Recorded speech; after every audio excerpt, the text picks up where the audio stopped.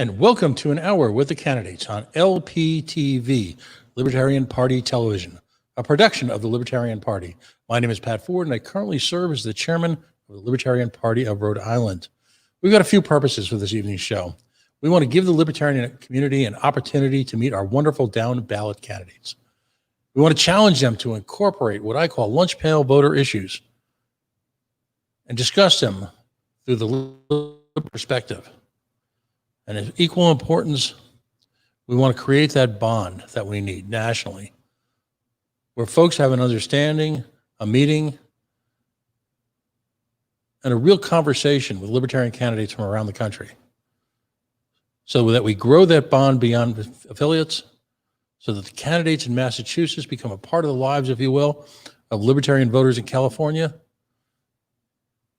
those libertarian down-ballot candidates in Alaska, getting involved with folks in Florida. We've got two wonderful candidates tonight. Ted Brown is a candidate for the United States Congress for the 17th District of Texas. And joining us a little bit later on the show is Stephen DiFiore. He is running to be the governor of North Carolina. Let's start with Ted. Ted, welcome to An Hour with the Candidates. Oh, Pat, thanks for having me. So, you know, the show, to a certain degree, there's a little bit of a formula here. What we'd like to do is have a conversation with you, get to know you as a candidate, a little bit about your background, and then we go into some of the issues that are affecting people and what we always affectionately refer to as the Big 17. Yep. And then at the end of the segment, we'll give you an opportunity for what we call here shameless self-promotion, where you can tell folks where to find you. And maybe as the economy is easing up a little bit this summer, as folks are starting to get back to work, maybe share a little of the, as we call, a few shekels, if they can, with candidates around the country. The question we open up with every candidate, Ted, tell us about your libertarian moment. What was that point in your life when you realized, oh man, this isn't going to be easy. I can't be a Republican. I can't be a Democrat. I can't be part of the duopoly. I've got to do something different. All right. Well, for me, it goes back a really long way. I joined the party when I was a college freshman, and I'm going to be 60 years old next month. So I've been an LP member. I'm in my 42nd year as an LP member. So wow. sort of a lifer there. But I guess how it came about back when I was young was I was certainly from a family of all Democrats. Everybody in the family was a Democrat. And in fact, the first political speech I ever gave was in the 7th grade for George McGovern during the 72 election. And I considered myself a Democrat all the way up until I discovered the LP. But in between that, I mean, I was becoming interested in American history and interested in politics because of what was going on. And there was a lot of action back then, you know, the Watergate and the Watergate hearings, Nixon's resignation, all that. And added to my Democratic pedigree was that I read Atlas Shrugged by accident when I was 13, and that certainly affected things as well. Basically, my dad was taking a business seminar, and the guy that was putting it on had a newsletter. And somebody asked him, what was the most consequential or important book you ever read? And he said, Atlas Shrugged by Ayn Rand. And my dad had never heard of Atlas Shrugged or Ayn Rand. And he said, well, I don't have time to read that. Why don't you read it and tell me about it? So I went and took Atlas Shrugged out of the local public library and read it, and was, you know, quite moved by it, quite affected by that. So adding that to the Democratic angle of being pro-civil liberties and anti-draft and anti-war, that led us up to when I was a college freshman. I was still thought of myself as a Democrat, even though I didn't agree with the party on a lot of things. And I was reading Progressive Magazine. I think it's still around. It's a liberal magazine. And they actually had an article about the Libertarian Party in it. And it wasn't favorable at all, but it was totally accurate. And I said, this is exactly what I believe, all of these issues that they brought up in this article. And they even had an address to send away for information. So I wrote to the LP headquarters. They mailed me back a platform and some position papers. And I read everything. And I said, except for one major issue, everything else, I said, wow, this is exactly what I believe. And so I sent in my $5 student membership, which they had back then, and decided to start a student group. I was at Wesleyan University in Connecticut just for my freshman year of college. It's a terrible fit for me. That was not really for me, but that's where I was. And so I put out an announcement about starting a libertarian group on campus. Another guy was interested. And back then, the National LP had a speakers bureau, And so they sent over Professor Dominic Armentano, who was the author of Antitrust and Monopoly and the Myth of Antitrust. And we had actually a real good event at the college. And so the first libertarian speaker I ever heard was Armentano. And then I began to read libertarian works like Libertarianism by John Hospers and For a New Liberty by Rothbard. And, you know, I really got my initial foundations from that. Soon after, I left school there, moved out to California, and became active with the California Libertarian Party, and immediately started doing everything that needed to be done out there. The ballot drive was on in 1979 to get on the ballot. 80,000 voters had to be registered as libertarians, like in 5 months. So I joined the group doing that. And once we got ballot status, I jumped right in to be one of the first libertarian candidates in California. So 40 years ago was my first campaign for the California State Assembly. It was when I was quite young.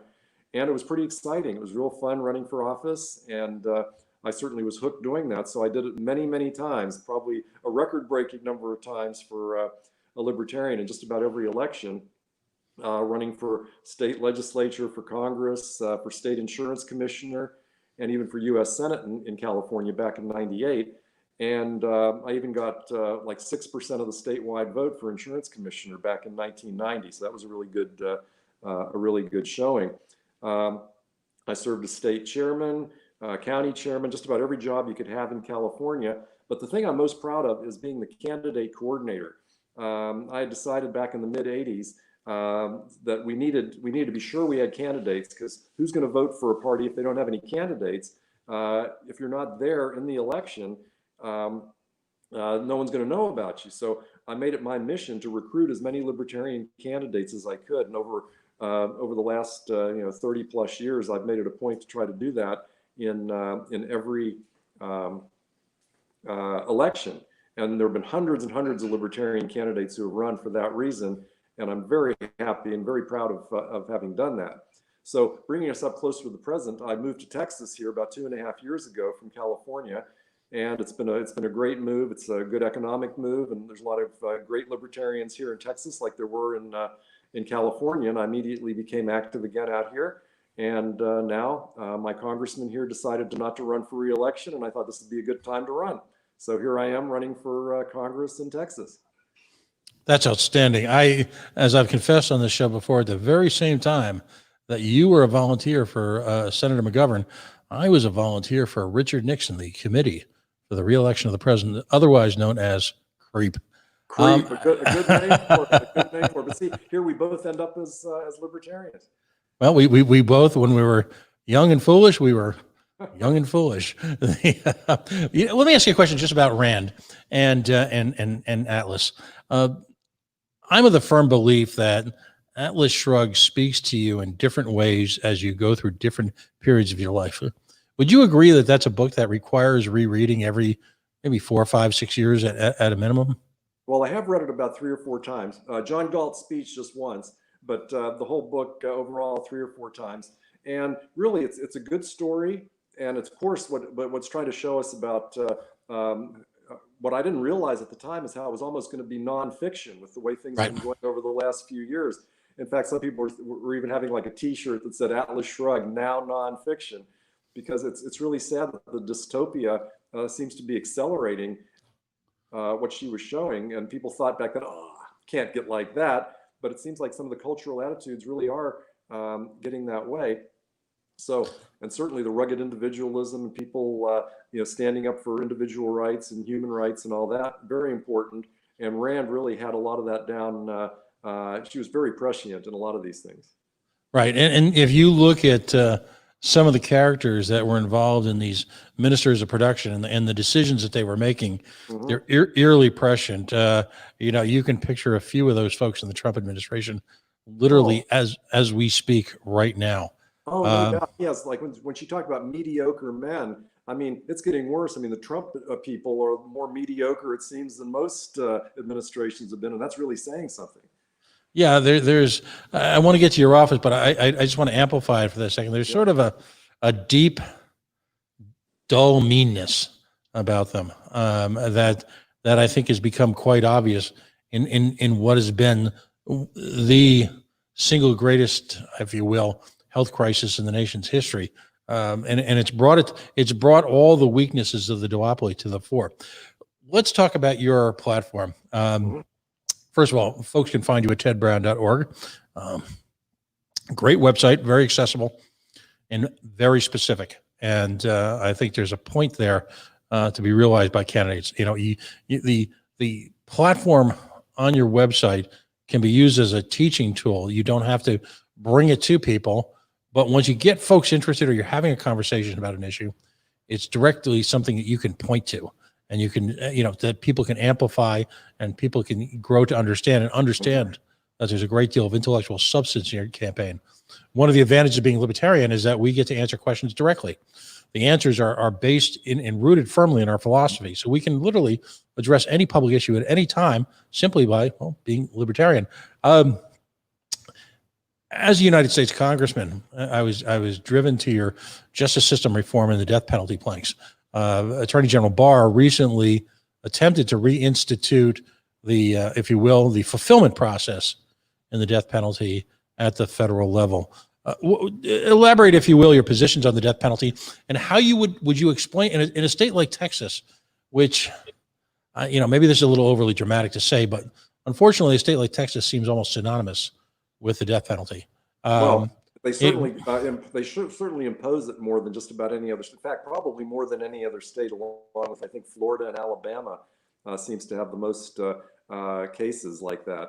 And it's really terrible because, first of all, so many of those people probably didn't get a very fair trial to begin with, because the legal system is really stacked against someone who doesn't have a high-powered, well-paid attorney that can really delve into the case and try to find out if the certain evidence that you otherwise can't.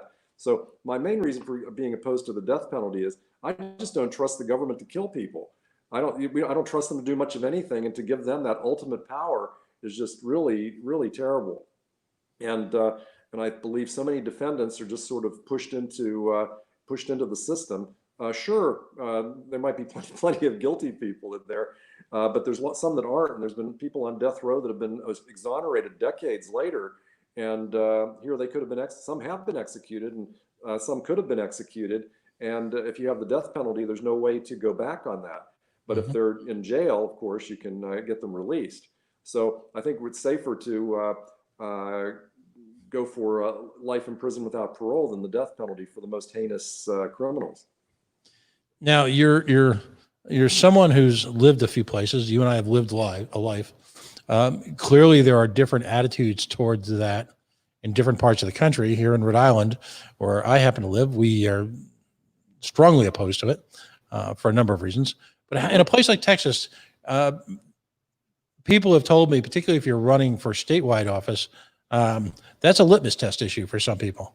How do you overcome that? Because to your credit, your issues and your responses to issues, your platform, you're wearing it on your sleeve. It's right there in black and white. You're not doing the dance like some of these candidates are. What's a tip for someone in the Southwest or the Southeast on how they can approach that to prospective voters? Well, I think they need to show that there are such disparities in the criminal justice system. A lot of people think if someone's charged with a crime, they must be guilty, but that's not the case at all. Right. I mean, there's just a lot of shoddy police work that's done. They get the police fixate on a particular suspect, and they don't look for any other alternative suspects. And then the lawyers that are appointed by the court usually are just paid a very small amount and don't really have the time or the ability to get the necessary witnesses, do the necessary investigation and all that. So it's really vital to have a good lawyer if you're charged with any offense, let alone a capital offense. So I just would also argue for people in the South and in the Southwest who who distrust government for other reasons, like they just generally say I'm against big government. Then how big, you can't get much bigger in government than executing somebody, than taking their life away from them. Right. And if they don't trust the government to run healthcare, or to run a city, or to run a state, or any department, how can they trust them to have that power over people?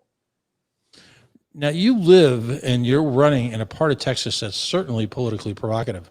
I mean, you've got Waco, you've got the Bush's former Big Ranch, if you will. It's represented by Big Red. You know, how receptive have folks in that type of mix, that type of chemistry, that type of controversy, if you will, controversial history? How folks have been receptive to the libertarian philosophy? Well, people I've talked to so far have been very receptive to when I've been speaking. I was speaking even in Waco at a League of Women Voters event a few months ago, and we each had a very short time, and I pointed out that I was the anti-war candidate in the race. You know, no one else really talks about that, but at the time, this is pre-COVID. To me, that's the vital issue about U.S. intervention abroad. And I actually got applause from that in a Waco audience, which surprised me because they didn't applaud any other candidate who said anything about anything. So I was very happy about that, because that gives me hope that people realize just how bad U.S. interventions are. And that's one of the most important issues for me about being the anti-war candidate, because I think that there's too much belligerence out there, and U.S. troops really have to come home, and we have to stop bombing these countries in the Middle East and elsewhere, all these innocent people that have really done nothing to us. Right. And again, you're differentiating yourself from the other candidates, particularly when the current inhabitant of the office you're running for is allied with a president who has engaged in foreign adventures everywhere and literally only gives lip service to bringing our young men and women back to America. Exactly. Trump has been, it was so funny. He ran, I think a lot of people might have voted for him in 2016 when he started saying that, you know, attacking U.S. wars and all. And then when he gets in there, he just goes along with the flow, the swamp, the military-industrial complex, just like every other president has. When you talk about a typical League of Women Voters audience, you're talking about very mainstream, and then to their credit, I mean, this is not a shot at it by any means, but you're talking about a very strong middle American mainstream audience. The fact that they applauded you for taking an anti-war stance, do you think that exhibits an exhaustion, if you will, with foreign wars at levels that perhaps the American mainstream political machine doesn't understand? I think that's the case, really, because polls generally show that the American public does not want to have all these interventions abroad, but it's a view that's totally ignored by the political establishment. It seems like that's one of the biggest no-nos in Washington, to come up against wanting to have military in all these countries, having our influence everywhere, like being the policeman of the world. And the rest of the world is sick and tired of it, and Americans are getting over time getting sick and tired of it also. I mean, there's been troops in Afghanistan for what, 18 or 19 years, Iraq 18 years. I mean, this is ridiculous. I mean, we shouldn't have been in those places in the first place, and here to have these wars continuing with no real goal in sight, and just Americans keep dying, and even more people in Afghanistan and Iraq, the locals there, and in Yemen, all these places, Syria, all these places dying. It's just scandalous. It's terrible, and it really has to change. Now, clearly, America has gone through a series of convulsions, for lack of a better term. You know, we've got, when we talk about candidacies, when we talk about campaigning on this show right now, we started out with really right at the beginning, if you will, of the COVID-19 coronavirus crisis. And we started the conversations often by talking about campaigning before and after COVID. Now we find ourselves in this election period speaking about COVID. We speak about the period running up to COVID and what the average American's concerns were. And now, of course, we've got the execution, if you will, of an African-American citizen of the United States. And clearly that too has taken a raw nerve and exposed it across the country with, I think, a great deal of unanimity in Americans because of their revulsion about racial politics in this country and how poorly African Americans have been treated. Now you're in a very it's a fascinating mix in your congressional district. What's on people's minds right now from your perspective? Is it still COVID? Are people wrapped up and looking for resolution on the racial issues facing this country? These are critical issues that you face at the federal level. Right. Well, let me talk about both of those issues. With the racial issue, with the systemic racism with the police, and how Black people, African Americans are treated by the police. That's just, libertarians have known that for years.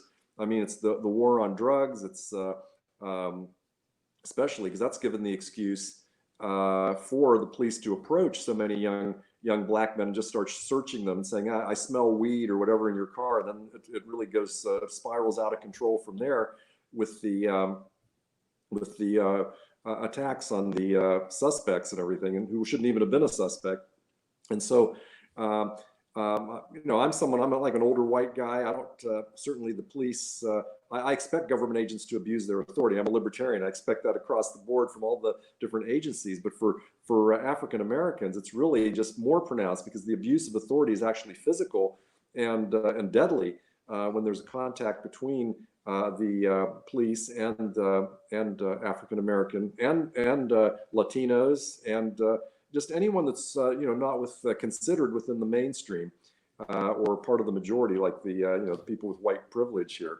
So Austin is in my district, part of Austin, which is a very liberal area, and there have been there's just practically daily demonstrations and rallies here in Austin on this subject, which you would expect. But then I went up to one in Waco. My wife and I went up to Waco, and there was a very large crowd locally up there for a rally for change. It was a Black Lives Matter event. And it's so sad to hear some of the stories from some of the African-American citizens up there in Waco about how they were mistreated by the police just in random encounters and all. And it just seems like it's happening all the time. And I'm so glad that the public has their iPhones to be able to film all this now, because all this has been happening for decades.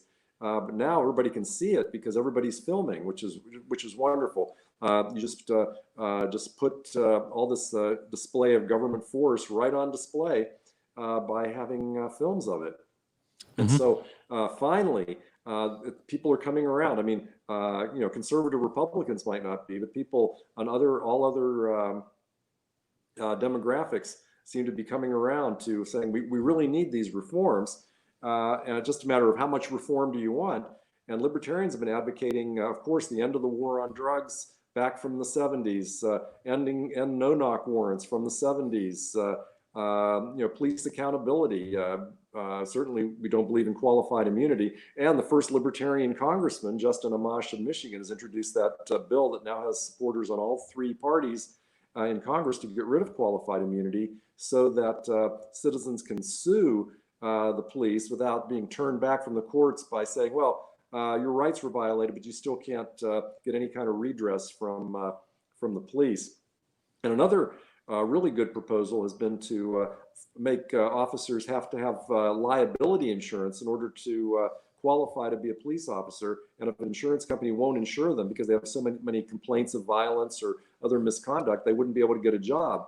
And I think if the private sector gets involved like that, I think we would really see some change there. It would have to be same as like people in the financial sector have to be bonded sometimes. They just have to be qualified for their position. The same should be the case for police officers. They have to be people who are not don't have a record of these terrible offenses. And maybe things would improve quite a bit. There's one last issue I want to discuss with you before we give you an opportunity to, as we say, engage in shameless self-promotion.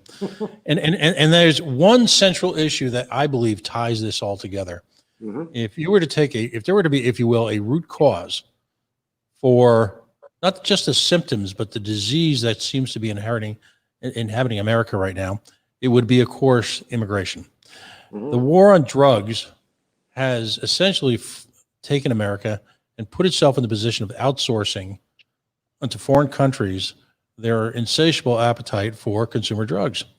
And in doing so has created a gangland narco-terrorist environment, which has driven people up into our country, very often fleeing from the terrorism that is a result of the American drug market and the American drug laws, into inner city environments, which often, through the miracle of stop and frisk, if you will, have become battlegrounds themselves with a heavily militarized law enforcement community.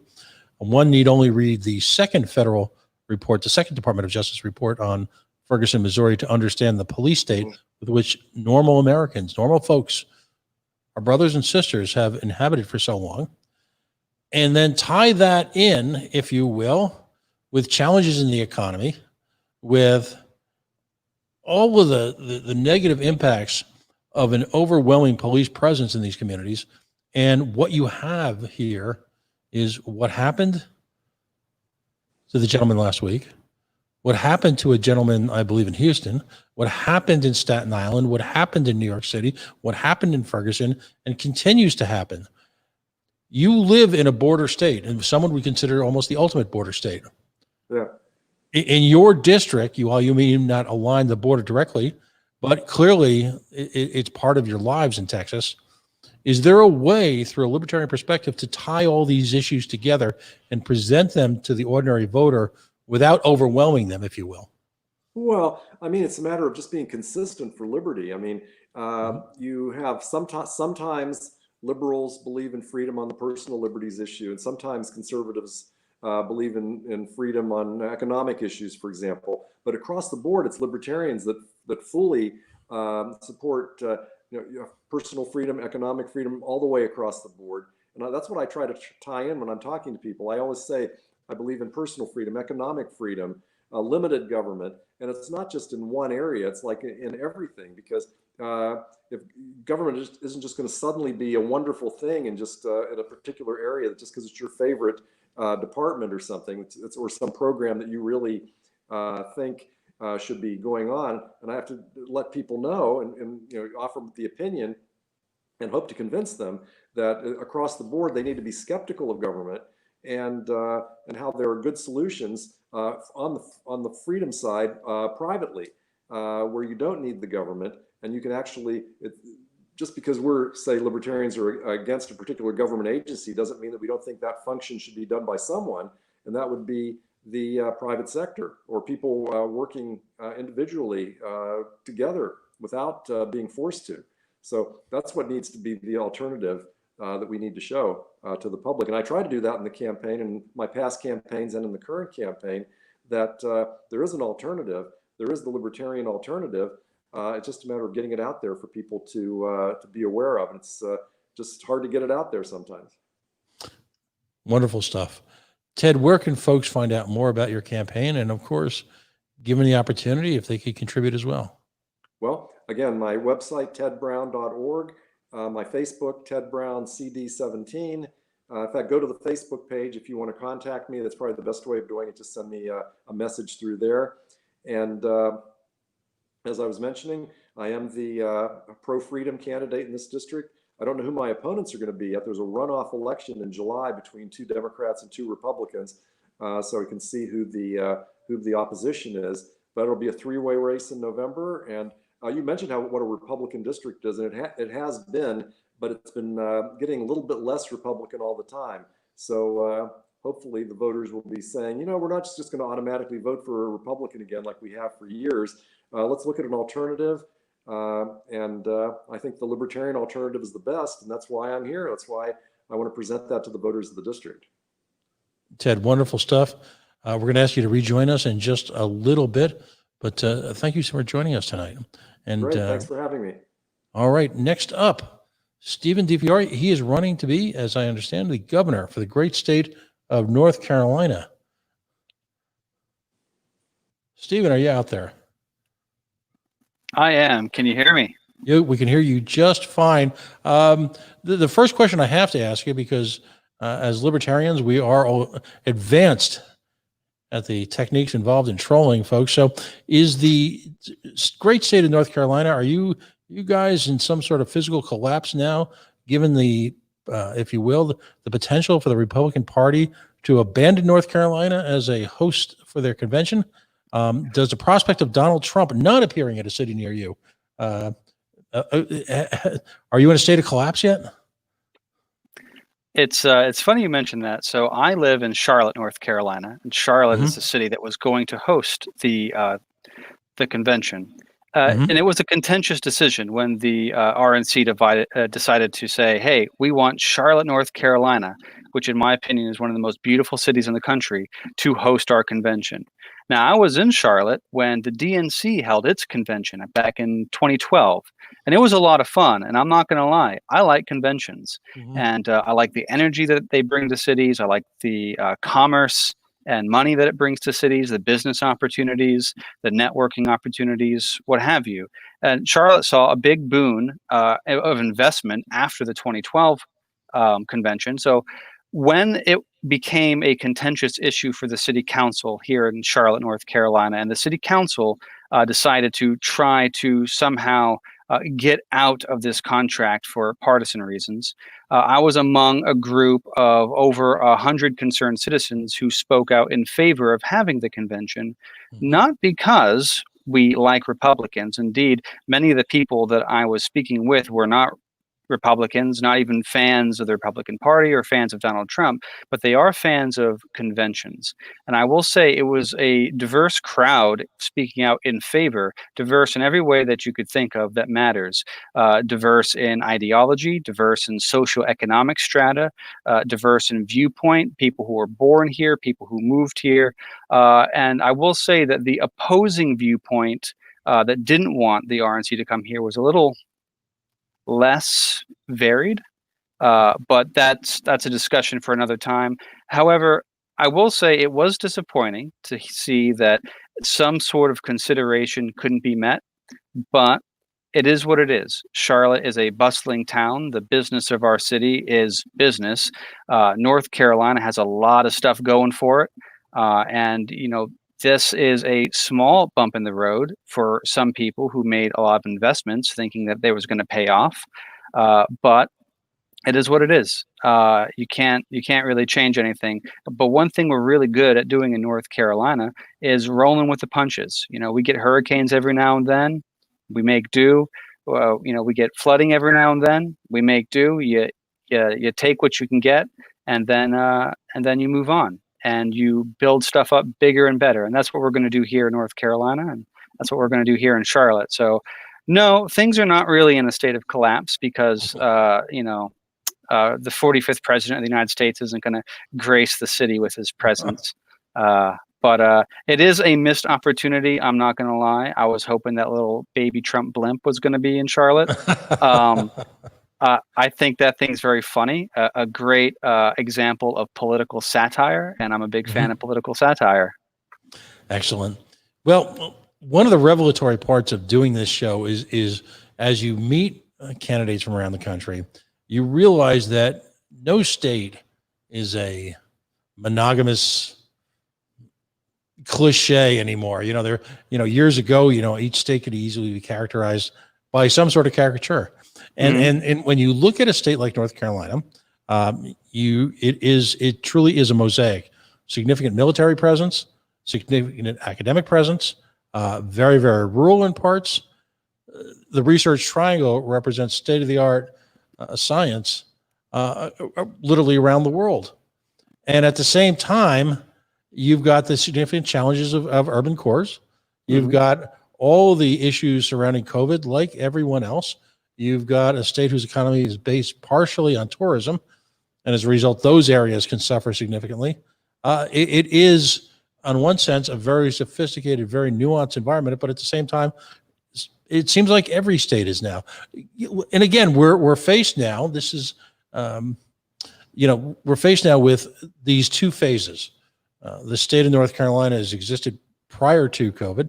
The state of North Carolina now, as it's dealing, as is the rest of the country, with this explosion of racial tension that has been underground for generations, that's finally taken to a new level.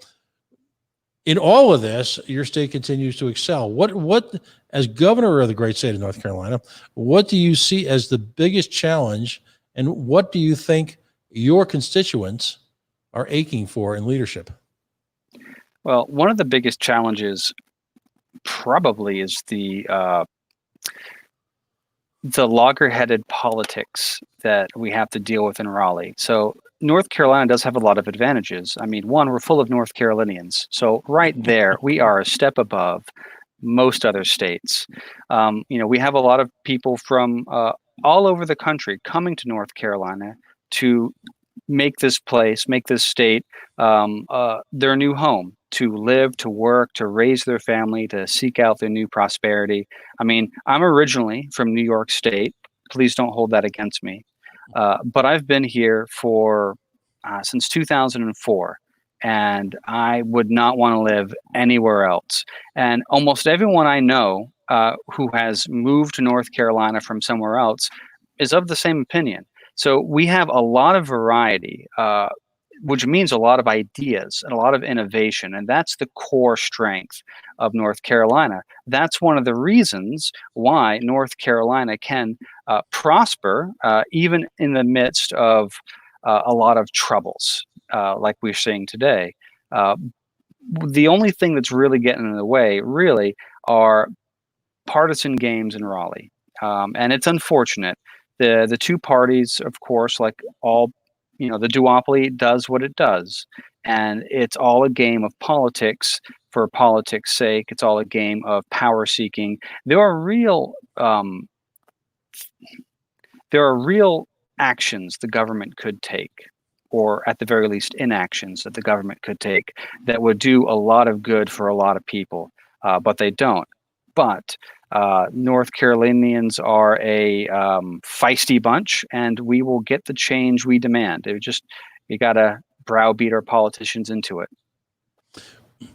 As you meet voters, what's typically the first question they ask you to deal with, the first challenge they ask you to deal with, because you are the chief executive officer of a large, complex state?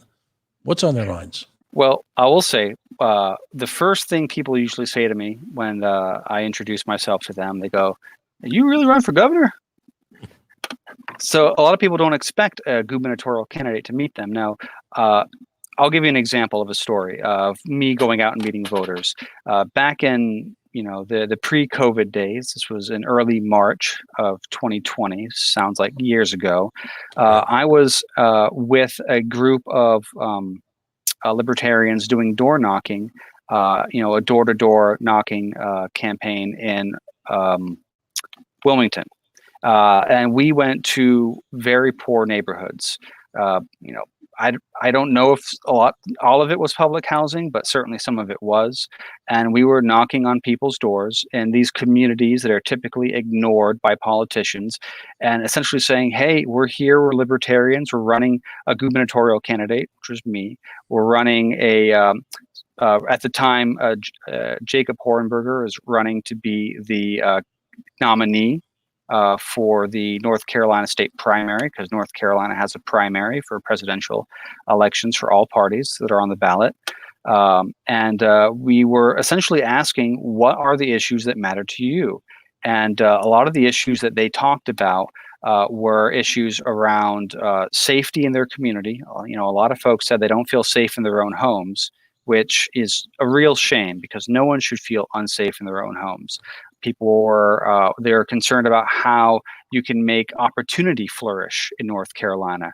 North Carolina has a lot of weird laws around licensing, occupational licensing, and that kind of inhibits the ability of some folks to make their own prosperity. They were concerned about, voting issues, some healthcare issues, education issues, taxation issues. But the two big ones were prosperity. I want to work. How can I work? And why does the government get in my way? And two, why do I feel unsafe in my own community? And then the biggest one actually was being heard.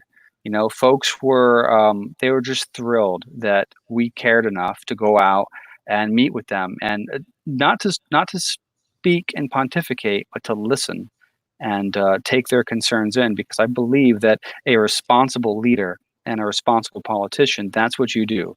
You have your set of ideas, your platform, your framework for the world, but you go out and you listen to the people that you're supposed to represent, and then you try to make that actionable in the best way you can. Excellent. We've discussed this in past shows, the ability, even in these difficult times, to get out and find ways to listen, to establish empathy, to establish concern, to create relationships with communities. It's hard. You know, that whole door-to-door knocking experience has been somewhat removed from this campaign. That doesn't mean, however, that we have to just simply sit and stay at home. Establishing Zoom meetings with community boards, you know, and different, if you will, community organizations. And also, to the point about your story, establishing them outside of your comfort zone. I can't speak enough about how important it is to campaign where you feel you may not be liked. You feel you may not be understood. You feel like you may not be welcome in a community, particularly now with regards to opportunities to understand the concerns of the urban core while simultaneously expressing a libertarian perspective of self-ownership, of opportunity. I would have to imagine in the cities across North Carolina, and I'm, you know, again, there's so many, that has to be critical at that point, isn't it? Oh, it absolutely is. And I live in an urban core. You know, Charlotte, North Carolina is the biggest city in the state. You know, and it, you know, it's maybe you might consider it small by New England standards.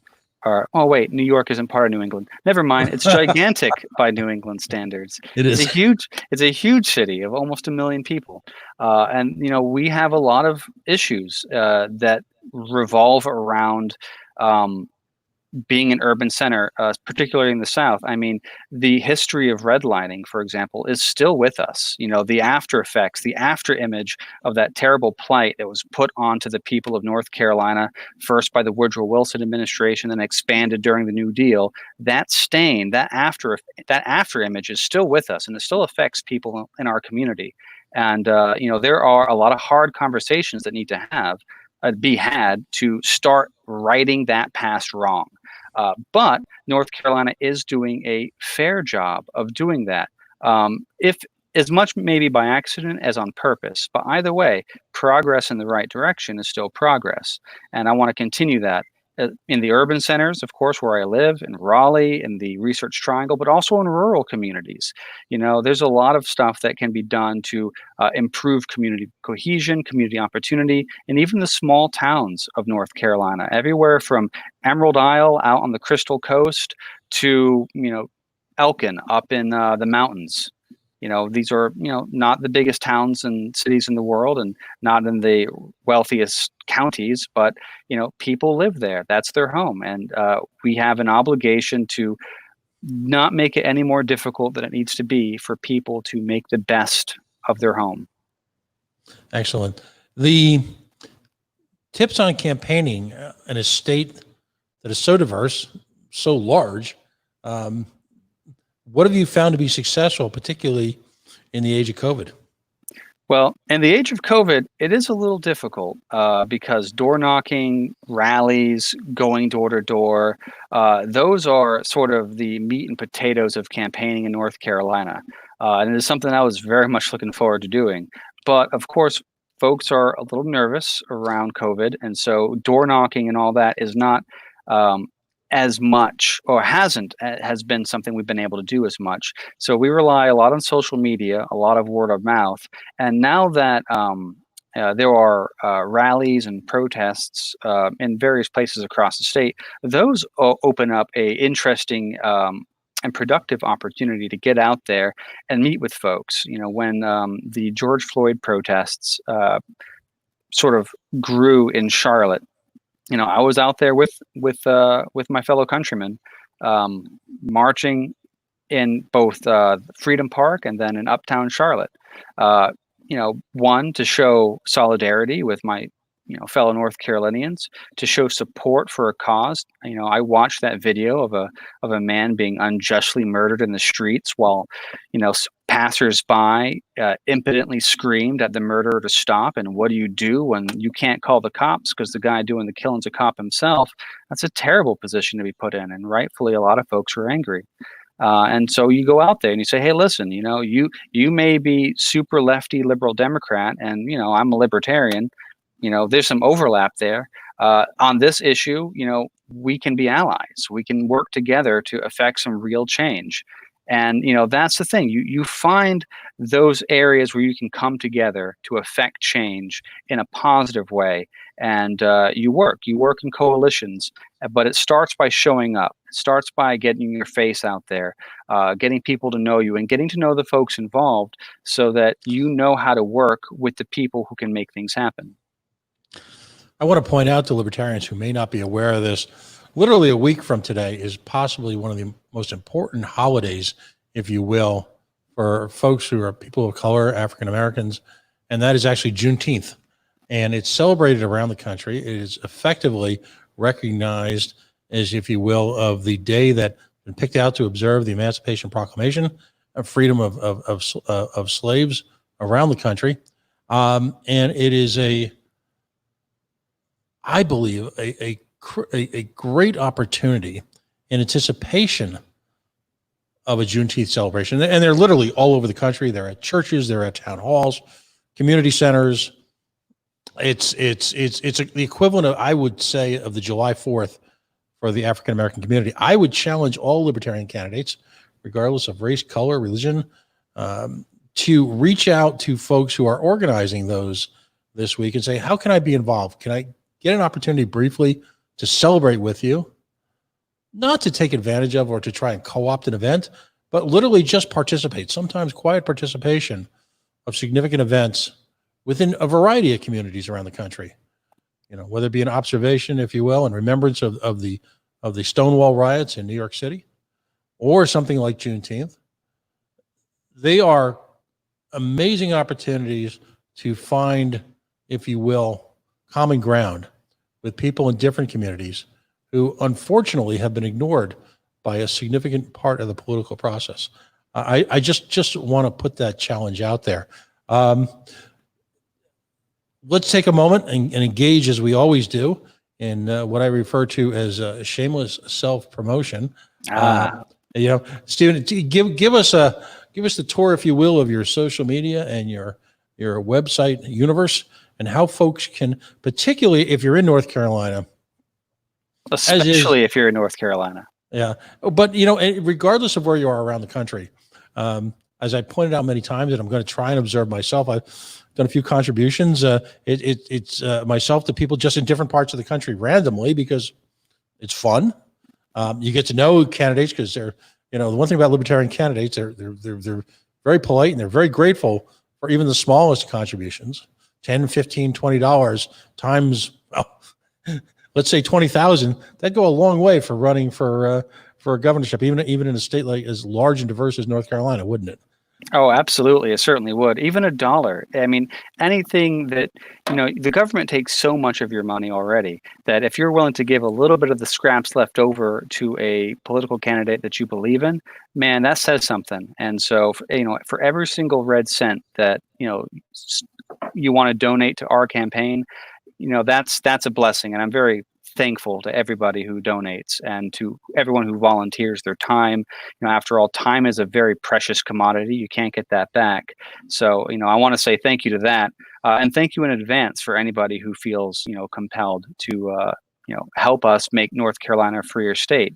Now, back to the shameless self-promotion, you, of course, can go to my website, StephenForNorthCarolina.com. It should be below in beautiful text.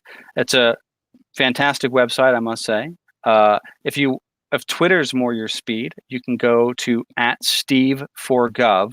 So that's STEV 4, the number 4, Gov. In fact, if you scroll to the bottom of the page, you'll actually see the little icon for Facebook, Twitter, and Instagram. So yes, I have an Instagram. I love it. So like, share, subscribe, check it out. The Instagram is at @Steve4Gov. I do encourage conversation and people who comment and ask questions. I do a very good job of trying to answer those either directly or publicly. And you will only get blocked if you make a threat of violence. Just putting that out there. So you can give a viewpoint saying, I think you're wrong, especially on Twitter. And that's fantastic because that opens up an opportunity for dialogue. And dialogue is the most important thing.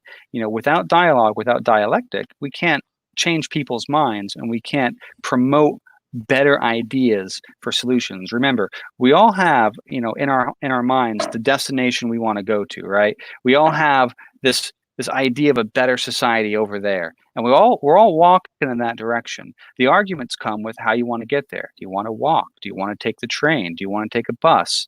That's fine. We can have that discussion, but we all want to go in the right direction. So that's just something I always try to keep in mind when I'm engaging with folks.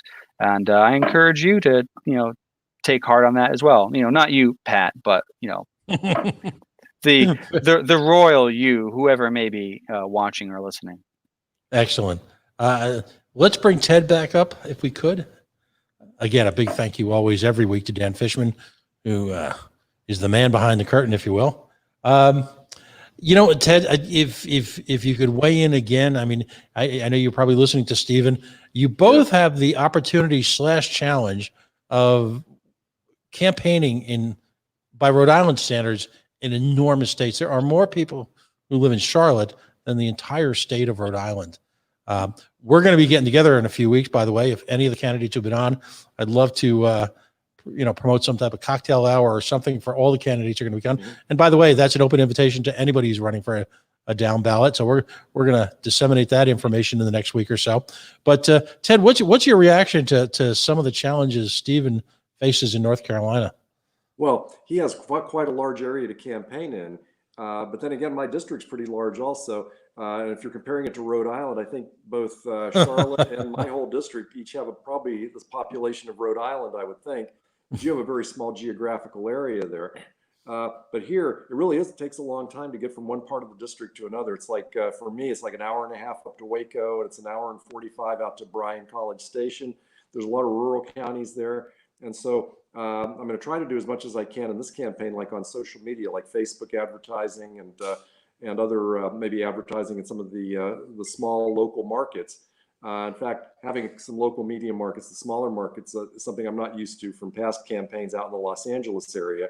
So here, I think that's quite positive, where we can try to get as much coverage, and also it's more affordable to actually be able to get the message out in more outlying areas. So maybe in Stephen's case, he might have a better chance of getting attention in some of the smaller towns, like you mentioned, in North Carolina, just like I might here in Texas. And if I could point out to both of you, we had a candidate on last week who has developed a very strong presence on talk radio. That's how I started out, and I would just recommend that to both of you, because quite frankly, media is starved for content, particularly for men and women of substance. And when you think about men and women of substance, you think about libertarians, because ultimately there's a philosophy and a belief system behind them that is interesting, occasionally entertaining, but always quite provocative. And I would put that out to you, because it's also free. So, but I want to thank both of you. Ted, one more quick mention of where you can be found on social media, and then we'll do the same for Steve. Oh, sure. Website is tedbrown.org, and Facebook is Ted Brown CD17, which is Ted Brown for U.S. Congress, 17th District of Texas. If you want to contact me, best is through the Facebook location, and certainly get in touch with me if you're able to help with the campaign, and I would certainly love to have you. If you're here in the area to volunteer, if you're anywhere else to offer financial or moral support, whatever, and let's have a great election. Great. Stephen, one more shot. Give us your social media one more time. All right. You can see me on Facebook at Steve4Gov. That's Steve with a V, number 4 Gov, or you can just type in Stephen DiFiore for NC Governor. On Twitter, it is also very easy to remember, Steve4Gov. And then on Instagram, it is the same thing, Steve4Gov. I figured it would be easier just to have the same thing across the board. And then, of course, you can go to my website, stephenfornorthcarolina.com, where you can see the links below. And if you're interested in volunteering, reaching out to the campaign, or you want to donate, you can click on that donation tab and or the sign up sheet, and throw me some information, and we will get someone from our campaign team with you to see what you want to do. Everything from just, hey, I want to go knock on doors to, I just want to make phone calls, or, hey, can I write up a few policy positions for review for posting on the website? Again, just like the media, our campaign is starved for content. There is so much to talk about, but we're all working men and women, so we have to divvy up. And you know what they say, many hands make light work, and this is a community effort. Gentlemen, congratulations on a number of levels. First of all, for running great campaigns. Number two, I believe really one of the ultimate acts of patriotism is taking time away from your family, away from your work, and running for public office very much in the spirit of how the founders would have seen it. Men and women of great character, strong philosophy, strong beliefs, involved in their community, not willing to wait for someone else to step up, but doing it themselves, sometimes repeatedly over a number of years. So congratulations on that. And to everyone in the Libertarian Party, we continue to, on a weekly level, demonstrate that the much vaunted bench that we're looking to build is not a generation away. It's here and it's now. And I will continue to say, I will not be surprised when Dan Fishman and I relive this experience over these coming months, having interviewed all these candidates, not to find a handful of these folks running for the highest office in the land 8 to 10 years from now, having shared a wealth of, if you will, political experience, not just running for office, but serving in capacities ranging from town council to the United States Senate and the United States Congress, and ultimately running and becoming that first libertarian president. So congratulations to both of you. And folks, if you're interested in participating with Hour with the Candidates, simply reach out to us on the Facebook, if you will, or hourwiththecandidates@gmail.com. Reach out to us. We've got folks booked for next week, but again, we're going to be looking to step up our presence. Our goal here is to do nothing less than interview every single down ballot candidate running as a libertarian for office across the country, regardless of the office, from Board of Educations to mass transportation commissioners, to governors, to senators, to congressmen. We want to hear from all of you. Folks, you've been listening to An Hour with the Candidates, a production of LPTV, Libertarian Party Television, a production of the Libertarian Party. Again, as always, a big shout out and a thank you to Dan Fishman for not only serving as the executive producer of this function, but for the vision he and Nick Sarwak had in creating the show in the first place. This show will be up immediately at LPTV on our Facebook page. Feel free to share. Feel free to use the wisdom and the accumulated experience of the candidates we've had on for the past, well, it's been a couple of months now, to show to folks that across the country, we've got a diverse, intellectual, philosophically provocative list of candidates running around the country. And that, in fact, regardless of whatever challenges we face during this difficult period in American history, the Libertarian Party, the party of principle, is here to stay. Have a wonderful week. We'll see you next Friday.